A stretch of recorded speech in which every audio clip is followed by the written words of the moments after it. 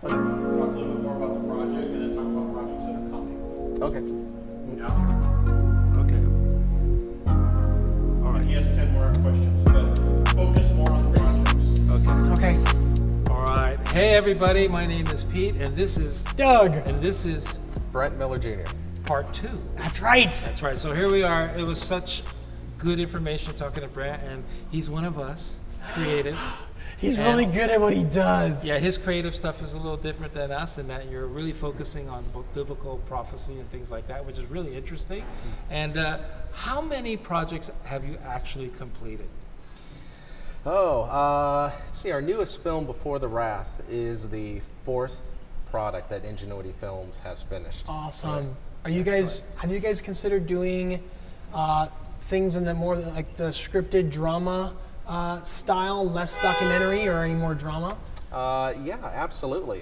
In fact, we're not all about Bible prophecy. It's a major part of what we do, just because of the importance of it. Yep. But there are a couple productions coming up that we're solidifying funding for now that we'll be shooting again down in LA on set, which are more focused on the drama side. But everything we do is based on real biblical evidence and they're true stories. Right. Because the whole point is to draw people into the scriptures. I tell you, Very good. So what's your process? So when you come up with a story, I have to be quick here because he's just like hogging the whole thing. Do you want to just sit here? No.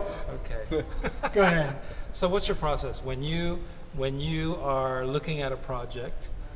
Run us through it. Like, do you have this? Somebody comes to you with an idea? Oh or you no, come with you're an going to idea? have me give away one of our secrets. Yes, come on. All right, okay. You're hearing it here first. Everyone that works in the production office knows this anyway. So, we kind of look at what the need is in the church here, in the United States, which is kind of our focus. Our brothers and sisters in Christ here in this country, but they're messages that relate. I mean, globally, of course, within the body of Christ. But we'll look at kind of what is the need within the church, and we actually begin asking with the primary question: if there's a topic or something that's going on, is this a story or a piece of information that is a necessity or a novelty? And that's what it is, because so many films, especially Christian films, they're more on the novelty side, and they're very inspirational and they're wonderful. I mean, I watch every Christian film that's in the theater. They're very uplifting. But Ingenuity Films, because the time is so short before, with events unfolding everywhere now and being so close to the return of Christ, that we ask, is this a necessity? Is this something people have to watch, not just want to watch, but it's going to change their life, it's going to affect their life, it's going to affect their loved ones, and prepare them. And if we don't check all those boxes, we don't do it. Yeah. Wow. That's great. That's a great way to. Joe, do you have a question? When you were talking about, actually, we were talking with Jay McCarl about the project you guys worked on together. What was the name of that? He's been in a few. Yeah, he's been a featured. The one where you follow him in Israel and he teaches the class on Revelation. Decoding the Future. Decoding the Future. And he said that it's a 10-hour series, which I think is awesome. And when I get finished with the crazy project I'm working on, I plan on watching that. And he said that he took 36 hours of teaching and you whittled it down to 10 hours. Now, as an editor myself, that sounds like a really scary movie. What was that like for you going through? Did you edit that 36 hours to 10? Yes, I did. I remember that. In fact, it was probably more down to like 7 hours because we have a narrator in there. Oh my gosh! But 36 hours to 7. Yeah, but it's a very streamlined course. I mean, it's the entire book of Revelation.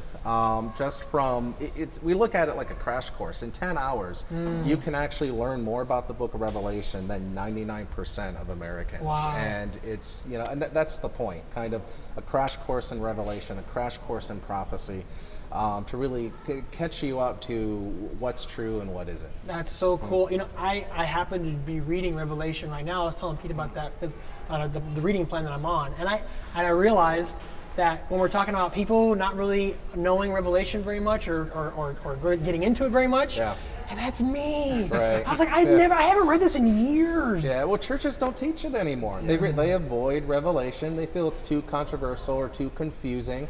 And unfortunately, I think a lot of the pastors actually believe it now because they really stopped teaching eschatology in seminaries a while ago. So why do you think that's the case? Honestly, I think it's because of sensationalized news. I think what we were talking about a little bit ago is that with news clips talking about blood moons and all these sorts of things, it's creating so much controversy and division. They figured we can just avoid it. It's not that important, right? And so they stopped focusing on it in seminary, and then pastors don't really understand the importance of it as much as they should. And I'm sure there's a lot that want to talk about it, but they don't know how to bring this topic to their congregations because there's so much division now because of the vacuum avoiding it in the church has created. Now on the internet, you have every theory you can imagine, that you can find. And I think pastors are starving for a way to talk about it, but how do you address it? From square one, but that's where we come in. That's what we do. No, I love that. So have different churches used that as a tool? Oh, yes. I mean, it's been such a blessing to hear how many churches and pastors across America and even other countries like in New Zealand and Australia and in the UK have used Ingenuity Films products and have gone through the Decoding the Future series with their congregations, or have shown like the coming convergence to their congregations, and it's making such a huge impact. I love that, and it's so cool too because as I'm reading it and I find out about the Decoding the Future, and I'm like, I want to do this because I want to get more in depth in it. I want to ask you a question about worldwide media, Hollywood. I don't know if it drives you crazy, but it drives me crazy when I see films like Noah or Gods and Kings, and I'm really happy to see your face because I was so excited because when that first came out, that was right at the birth of me being like, I really want to make Christian movies that are awesome, that tell the stories of the Bible in just this powerful, I often say R-rated way because that's what they are. Right. And then Noah came out, I was so excited. And I sat in the theater and I was so upset. What were your thoughts on that? Yeah, well, that's what happens when you have secular people trying to make a film about the Bible through their secular understanding.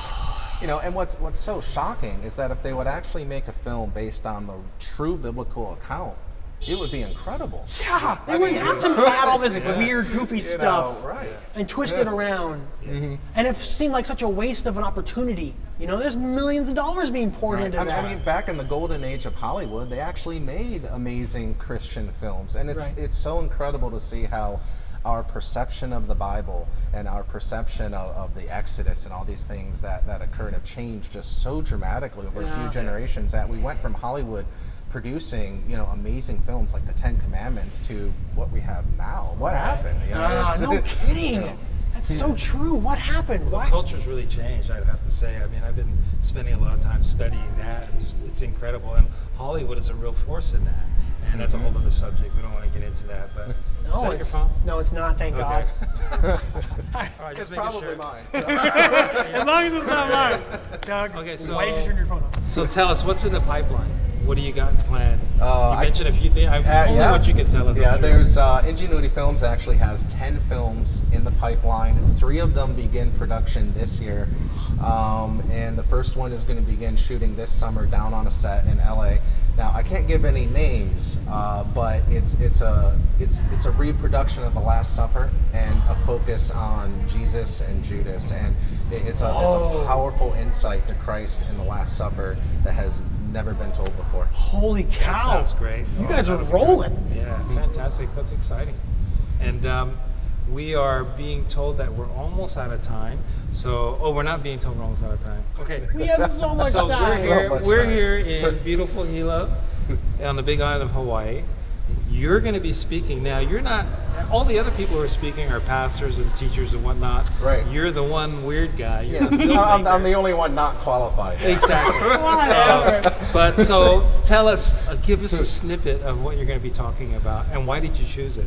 Actually, my topic is the collapse of Christianity, and it's really about, again, the trends that are happening in the church that are a lot worse than people really realize. I mean, these are very heavy topics, but I believe that if Christians really understood what is happening within the church on a larger scale, that it could be a real wake-up call for pastors to bring eschatology back into the church, and for Christians to really begin talking about the return of Christ again. So do you think that there's a tie, that the fact that a lot of Christian theology is going way off, and it's because the church has carried or stepped away from eschatology. You know, it's interesting.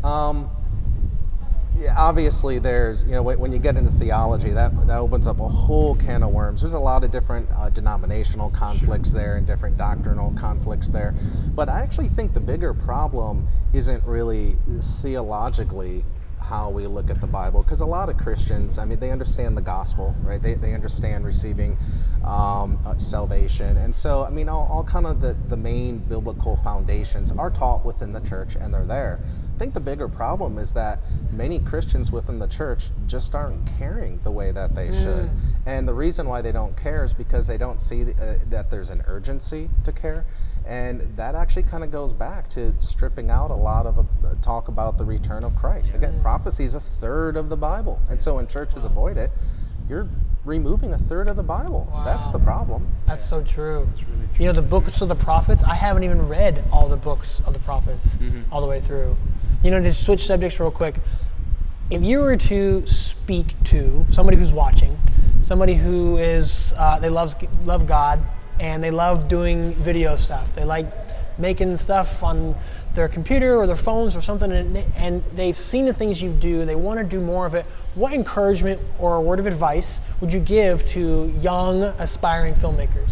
Honestly, it'd be the same advice I think that I gave to myself when we began Ingenuity Films, which is really imagine what it is that you're trying to do when you portray the gospel to a non-believer or a loved one. Because really what we do is really about reaching loved ones, and every person knows someone in their life, a friend or a family member, that they want to tell about Christ, but they don't want to listen.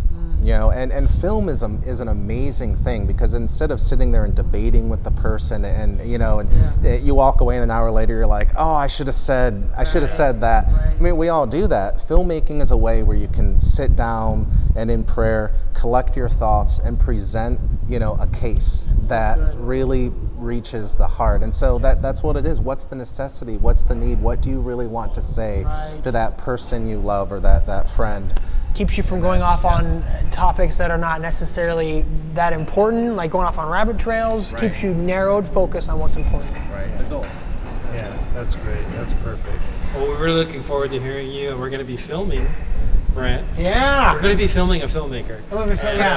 Filming with our little baby cameras, as he calls them. You should film.